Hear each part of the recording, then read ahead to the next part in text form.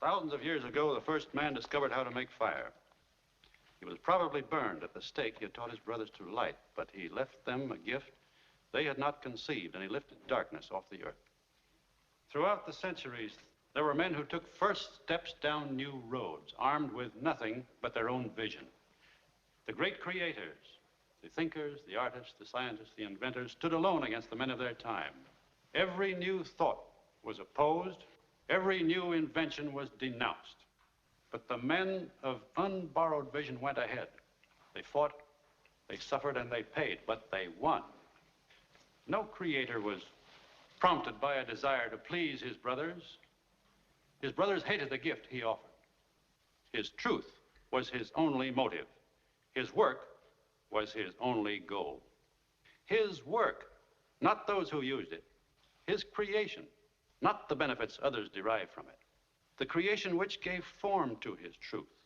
He held his truth above all things and against all men. He went ahead, whether others agreed with him or not, with his integrity as his only banner. He served nothing and no one. He lived for himself. And only by living for himself was he able to achieve the things which are the glory of mankind. Such is the nature of achievement. Man cannot survive except through his mind. He comes on earth unarmed. His brain is his only weapon. But the mind is an attribute of the individual. There is no such thing as a collective brain. The man who thinks must think and act on his own. The reasoning mind cannot work under any form of compulsion. It cannot be subordinated to the needs, opinions, or wishes of others. It is not an object of sacrifice. The Creator stands on his own judgment.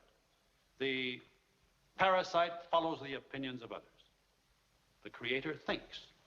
The parasite copies. The Creator produces. The parasite loots. The Creator's concern is the conquest of nature. The parasite's concern is the conquest of man. The Creator requires independence. He neither serves nor rules. He deals with men by free exchange and voluntary choice. The parasite seeks power. He wants to bind all men together in common action and common slavery.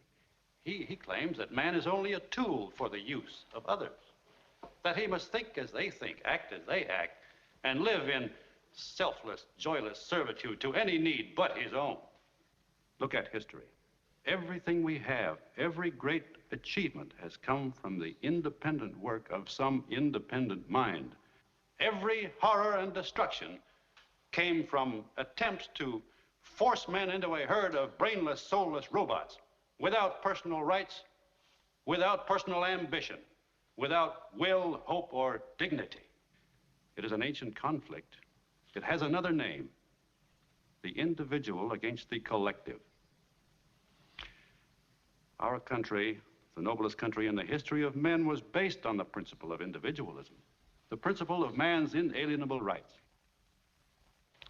It was a country where a man was free to seek his own happiness, to gain and produce, not to give up and renounce, to prosper, not to starve, to achieve, not to plunder, to hold as his highest possession a sense of his personal value, and as his highest virtue, his self-respect. Look at the results. That is what the collectivists are now asking you to destroy, as much of the earth has been destroyed. I am an architect. I know what is to come by the principle on which it is built. We are approaching a world in which I cannot permit myself to live. My ideas are my property. They were taken from me by force, by breach of contract.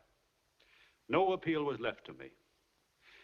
It was believed that my work belonged to others to do with as they pleased. They had a claim upon me without my consent, that it was my duty to serve them without choice or reward.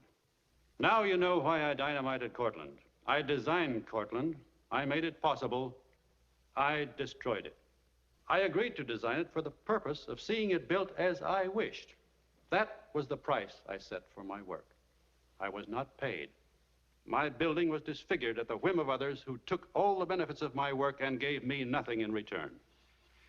I came here to say that I do not recognize anyone's right to 1 minute of my life, nor to any part of my energy, nor to any achievement of mine, no matter who makes the claim. It had to be said. The world is perishing from an orgy of self-sacrificing. I came here to be heard in the name of every man of independence still left in the world. I wanted to state my terms. I do not care to work or live on any others. My terms are a man's right to exist for his own sake.